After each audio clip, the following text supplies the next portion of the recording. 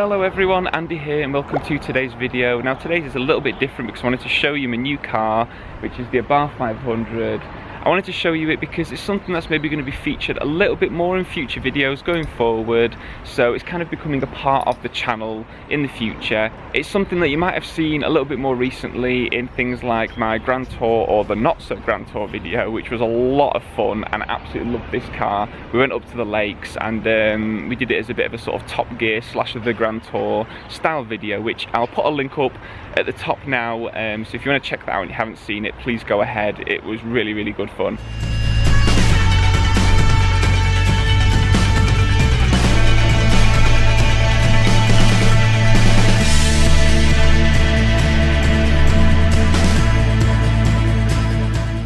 So as I was saying, it's something that's maybe going to be featured just a little bit more. You might see it with like the drone, or it might be something that's like close-ups, or it could be dashcam footage en route to my location.